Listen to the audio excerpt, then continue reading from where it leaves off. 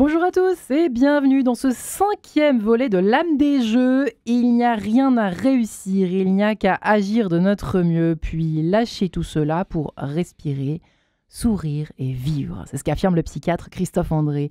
Oui mais, quand des milliers de téléspectateurs, des centaines de milliers de spectateurs vous regardent, quand vous avez répété 5000 fois le même mouvement pour remporter les JO, en tout cas remporter une médaille, pas si simple à mettre en pratique. Voilà pourquoi la question du jour, pour ce 5e volet donc de l'âme des jeux, pour cette émission, nous allons nous demander comment lâcher prise peut devenir un atout pour gagner tout simplement. Bonjour Christophe Bourgois-Constantini. Bonjour ma chère Marie-Ange. J'espère que vous allez bien aujourd'hui. Très très bien votre présence. Vous et votre livre, les 100 meilleurs exercices d'auto-coaching, techniques simples et éprouvées. Je vais y arriver pour développer votre plein potentiel. Toujours publié chez Diathéno. Là-dedans, il y a d'ailleurs plein de conseils pour lâcher prise. Alors vous avez une notion qui est bien à vous. C'est, je crois, le flow. Elle n'est pas forcément bien à moi. Il se trouve que j'ai interviewé donc plus de 650 champions. Ouais. Et en fait, on peut se rendre compte qu'il y a 2 états psychologiques, on va dire, pour devenir un champion. Il y a le flow, le flux, la zone, en anglais. Et vous avez donc le lâcher-prise. On va aborder les deux aujourd'hui. Mais le flow, j'en ai bien évidemment pas la paternité. Elle appartient à un psychologue assez célèbre qui, en 75, il s'appelle Csikszentmihalyi. C'est lui qui parle en fait du flow, de cette notion, vous savez, d'expérience optimale, d'être focus sur quelque chose, d'être concentré sur une activité qui vous motive parce qu'elle représente un challenge et qu'elle est satisfaisante par la réussite qu'on va y trouver. C'est presque existentiel, vous voyez, c'est un supplément d'âme, c'est un peu ce sentiment d'invincibilité. Ça nous arrive, vous savez, lorsqu'on court ou qu'on fait quelque chose, ça peut être la cuisine, où tout d'un coup on se dit « Waouh, je suis dans le flow, il peut presque plus rien m'arriver, je ne contrôle pas, je n'ai pas ce souci de l'effort, c'est presque automatique, c'est vraiment un dépassement de soi. » Alors, Nietzsche, si on devait se référer à des philosophes, par exemple, ou même Spinoza, lui appelait ça le grand style. Et vous êtes trop jeune, mais à mon époque, il y avait des films de kung-fu, vous savez, à la télévision, on voyait le type qui désarçonnait une vingtaine de soldats armés sans une goutte de sueur, etc. Une fois qu'il était lancé dans sa martialité, dans son art martial, il était dans le flow, vous voyez. C'est-à-dire que c'est un peu comme le disait Henri Bergson, entre l'intention et l'action, mais c'est aussi valable pour le lâcher-prise, rien ne s'interpose. Il n'y a pas cette notion de mental. Voilà, on est dans un flux.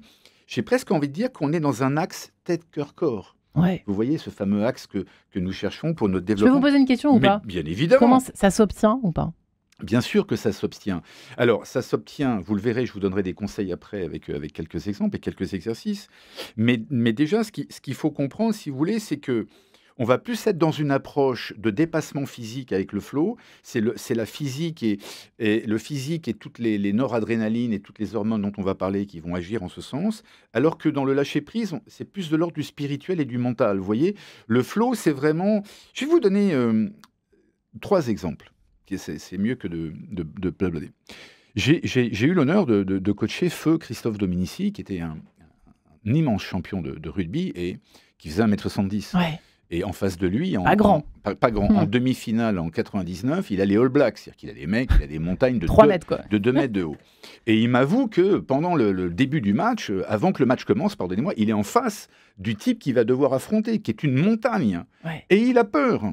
Il monte dans les gradins et il demande à son coach mental de l'époque, « Qu'est-ce que je peux faire ?» Et ce gars lui dit, « Sois l'anguille au milieu des rochers. » Et c'est-à-dire, quelque part, c'est presque... On peut parler de la mort, c'est il y a de la lumière derrière l'obstacle. Vous voyez, il y a une lumière de toute manière derrière l'obstacle et on va essayer, un peu comme Icare, d'atteindre cette lumière. Et première action que fait Christophe Dominici, c'est une anguille au milieu des rochers, il fait une percée de 40 mètres. Je pourrais vous parler de Pelé, le roi Pelé, qui disait sur le flot, « J'ai ressenti comme un étrange calme, une sorte d'euphorie.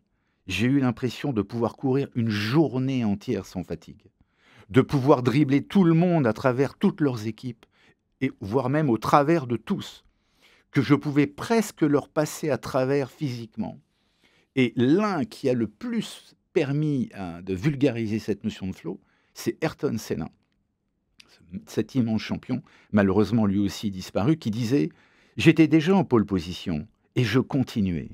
Tout à coup, j'avais 2 secondes d'avance sur tout le monde. même sur mon binôme qui avait la même voiture. Et j'ai réalisé que je ne conduisais plus la voiture consciemment. Je la conduisais comme instinctivement, mais j'étais dans une autre dimension. J'étais comme dans un tunnel. Pas seulement dans le tunnel sous l'hôtel qui est à Monaco. Tout le circuit était un tunnel. Je continuais encore et encore et encore. J'avais largement dépassé la limite, mais j'étais toujours capable de trouver plus. Ça, en fait, en gros, vous êtes en train de nous dire que c'est réservé quand même, c'est presque une grâce le flow, quoi, ou qui s'obtient quand même, une grâce qui s'obtient, mais enfin, c'est quand même le fait de grands champions, par exemple, qui cumulent des Roland-Garros, des Jeux Olympiques, des médailles d'or, des médailles d'or, des médailles d'or, des podiums en permanence. C'est ces personnes-là qui ont le flow. Eh bien, écoutez, moi, je n'ai pas fait assez de recherches pour savoir, mais par expérience, après toutes ces années de coaching, moi, je le rapprocherai aussi du syndrome de Flaubert. Hein. Vous savez, donc, quand on s'évanouit devant du syndrome de Florence ou de Venise, quand on dit qu'on s'évanouit devant tant de grâce. Vous savez, ces gens qui tombent malades devant des tableaux, ils sont quelque part dans un flux. Vous voyez, ils sont dans une espèce de tension qui se met là vis-à-vis de quelque chose qui est très, très beau, par exemple. Moi, je pense que c'est atteignable par beaucoup de gens. La seule chose qu'il faille comprendre, ma chère Marie-Ange, et votre question est vraiment passionnante, c'est qu'en fait, en France, on est souvent dans le on-off. C'est-à-dire, je vais courir, puis j'arrête. On va dire qu'on est disponible. Là, je suis disponible à vous, vous êtes disponible à moi, et puis malheureusement, dans 1 heure, ça s'arrête et on va passer à autre chose. Chez les Chinois, et François Julien, le sinologue philosophe, a vachement travaillé là-dessus, il parle de disponibilité, c'est-à-dire que c'est un état permanent. C'est à chaque fois, vous devez vous... Alors, c'est plus crevant que de rester allongé sur le canapé, mais vous voyez, obtenir le flow, c'est aussi entraîner son corps et son cerveau à être tout le temps aux aguets d'une certaine manière. Tout le temps un peu à l'écoute de ce qui se passe. Vous voyez ce que je veux dire? C'est un coup à prendre, mais c'est en même temps indispensable. Hein, Ah bah oui. On peut rien gagner, sinon. Moi, je pense, Finalement. oui, au préalable. Et alors, il y a des fois, il vient d'une manière inattendue. Vous savez, vous avez certainement un copain ou une copine qui s'est mis à courir au bois de Boulogne, et tout d'un coup, ils sentent cette espèce de dégagement d'endorphine, et ils ont l'impression de voler, quoi. Ils sont plus fatigués, ils pourraient courir pendant des heures. En fait, c'est vraiment la sécrétion. On verra sur les points communs avec le lâcher-prise, c'est la sécrétion en fait d'hormones Ouais. qui agissent sur le cerveau et donc ce sont les hormones de l'effort. On peut appeler ça les hormones de l'effort. Mais dans le flow, il y a quand même quelque chose, il y a le physique, mais qui dépasse aussi le physique. Comment ça s'obtient? Alors ça s'obtient par l'entraînement, ça s'obtient déjà par la compréhension de ce que ça existe, la prise de conscience que le flow existe et que tout le monde peut l'avoir. Et c'est presque un challenge un peu de vie, je trouve, que de le retrouver. Vous voyez, par exemple, on s'adresse à un public très large. Là, il n'y a pas que des sportifs, il y a aussi des gens dans la religion, il y a des gens dans le travail. Dans le travail, vous pouvez trouver le flow. Il y a des gens qui sont capables à un moment donné de se concentrer pour imaginer une stratégie d'une entreprise ou une technique de vente, voire de parler à leurs équipes, voire un individu lui-même qui, pas derrière un ordinateur, va être dans le flow. Il va commencer à écrire des choses. Et moi, je le vois en tant qu'écrivain, parce que j'écris beaucoup de choses. Il me faut certes un outil. Moi, il me faut un objet dans les doigts. Pour titiller mon hémisphère droit ou gauche, je sais plus. Ouais. Et c'est là où un torrent, vous voyez, par exemple, là, je vais aller en Corse pour écrire mon 9e livre, j'ai besoin de l'eau, j'ai besoin de la musique, je mets du jazz. Et ça permet d'être dans le flow. C'est-à-dire qu'à un moment donné, il peut se passer ce que vous voulez autour de vous. Vous n'êtes pas dérangé dans l'accomplissement de ce que vous faites, quoi. Ouais. Ce sont les meilleurs, en fait, les meilleurs moments de notre vie ne sont pas des moments passifs. Mais c'est quand on pousse un peu nos limites. Ah bah alors ça, je vous rejoins à 100%, cher ami. Au-delà de ça, moi je veux des recettes. Alors comment on commence? Comment on sait on est dans le flow à un moment donné? Et comment surtout on peut arriver à muscler ce flow? Est-ce que j'ai bon quand je dis muscler ce flow? Non, Christophe, on bien veut sûr. savoir. Bien sûr que vous avez bon. Eh bien, vous avez des techniques qui sont aussi valables, et on en parlera après, que le lâcher-prise. Vous avez la sophrologie, Ouais. vous avez la méditation, vous avez le yoga, et vous avez ce que j'appelle l'engramme. C'est pas moi qui appelle l'engramme, c'est que malheureusement, on n'en parle pas assez de l'engramme. C'est quoi? Je vais vous raconter. En fait, un des secrets de Rafael Nadal et de certains champions, c'est qu'ils s'entraînent devant un miroir au ralenti. Donc, il prend sa raquette, imaginez la scène, devant un Ouais, miroir, d'accord. et il va s'entraîner au ralenti en se regardant. Puis on va lui dire, qu'est-ce que tu ressens là? Donc imaginez la raquette vers le haut, comme s'il faisait un coup droit. Décris-moi tous tes muscles, tes tendons, tes nerfs, depuis ton doigt, là, ta prise, jusqu'à ton doigt de pied opposé. Et là, en avançant de plus en plus, etc. etc. Ce qui fait qu'à un moment donné, à force de ressentir le geste, il est engrammé. Et qui a inventé ça? C'est Stanislavski. Stanislavski, au début du XXe siècle, est un juif polonais qui a créé une école de théâtre et qui dit à ces gars, mais non, vous ne pouvez pas assassiner quelqu'un comme ça, il faut vraiment qu'on sente que vous avez la haine, quoi. Il faut rentrer dans le corps de son personnage. Et la seule manière de le faire, c'est d'engrammer, c'est-à-dire c'est de prendre un couteau et c'est de planter de la viande, ou je ne sais pas, mais surtout avoir la haine. Ce qui fait que quand Stanislavski va quitter la Pologne à cause de l'arrivée d'Hitler, il va rencontrer Lee Strasberg à New York, et ça donnera à Lee Strasberg l'idée de monter l'acteur studio. Donc vous prenez quelqu'un comme Daniel Day-Lewis, quand il rentre dans la peau d'un personnage, il fait un énorme travail de flow avant presque, d'engrammer son personnage, au point qu'il leur faille parfois 1 an, 6 mois pour sortir de la peau d'un personnage. Là, on pense aux comédiens aussi, aux très bons comédiens. Bien évidemment. Donc là, on est vraiment... Voilà une technique. Donc je vous disais, il y a la sophrologie, il y a la méditation, il y a le yoga, et il y a l'engramme, d'engrammer les choses. Vous coupez des carottes, si à un moment donné, vous conscientisez que vous coupez des carottes, vous pouvez y aller, vous allez y arriver. C'est ce que... Il y a un type génial qui a inventé ça il y a très longtemps. C'est un ancien golfeur qui s'appelle Galloway, qui a installé ce qu'on appelle le moi numéro 1 et le moi numéro 2. C'est-à-dire, le moi numéro 1, c'est notre ego. C'est je veux, faucon, yaka, je veux couper des carottes. Ou je veux faire un ace. Prenons un exemple sur le tennis. Je veux faire un ace. Vous savez très bien que quand vous dites je veux, faucon, vous anticipez une action qui a lieu dans le futur dont vous n'avez pas le contrôle. L'adversaire peut très bien retourner votre ace. Donc, en fait, qu'est-ce qu'il faisait Timothy Galloway? Il demandait à ses élèves de servir en voulant faire un ace. Puis après, il leur a dit, vous ne regardez plus l'endroit où vous mettez la balle, vous vous concentrez simplement sur le geste, l'automatisation de votre geste, et vous essayez de faire un ace. Eh bien, vous avez grosso modo 80% d'aces qui sont réalisés quand vous êtes dans cette automatisation-là. C'est encore une fois lorsque le mental n'intervient pas. Donc, le flow, et comme le lâcher-prise, et ça c'est un point commun, c'est quand vous dites faucon yaka, ça ne fonctionne pas. Donc c'est pour ça que, si vous le permettez, je vais enchaîner sur le lâcher-prise. Parce que j'ai demandé, est-ce qu'il faut passer par le lâcher-prise pour obtenir cette espèce d'état de flow comme Alors oui, le flow a besoin du lâcher-prise, le lâcher-prise n'a pas besoin du flow. Le lâcher-prise, en fait, la conséquence, c'est le ici et maintenant. Vous voyez, dans 1 minute, qu'est-ce qui se passera? On ne sait pas. Et ce qui s'est passé il y a 1 minute, il n'y a pas d'intérêt. C'est en fait quand le mental n'est plus en action, lorsqu'il ne domine plus. Donc, vous savez, ce mental parasite qui dit « mais sois bon, sois fais ci, fais ça, etc. » Pénible, hein, celui-là. Il ne faut plus regretter de ce qui a été, d'accord. Il faut vraiment être dans le présent, en harmonie totale dans le présent. On met tous ses sens à l'écoute et nous vivons l'instant présent avec la totalité de notre être, de nos capacités. En fait, c'est la fin du royaume des si. Donc voilà, et si on mettait Paris en bouteille, et si, 3 petits points, ça nous pourrit nos existences, on est bien d'accord, Christophe, hein. Bien évidemment. C'est le mal du siècle, enfin c'est l'un des. Oui, c'est l'un du mal du siècle. Les gens ont du mal à lâcher prise. Ils pensent que lâcher prise, c'est s'allonger sur un canapé. Pas du tout. Lâcher prise, c'est vraiment un état en disant, je suis ici et maintenant avec Marie-Ange pour faire cette émission sur Radio Notre-Dame. Je suis totalement en présentiel. Je suis presque une antenne. Cet axe tête-cœur-corps, il est là, et dans l'univers, ça diffuse, ça sonne. Dès que je vais... Et vous avez un exercice magnifique, on en a parlé avec Pierre Durand dans une précédente émission, c'est vraiment le horse coaching, parce que si vous n'êtes pas complètement dans le lâcher-prise, la jument, elle, le sent. Le cheval aussi, je vous rassure. Le cheval, et il s'arrête instantanément. Et pour le récupérer, il faut être totalement mentalement...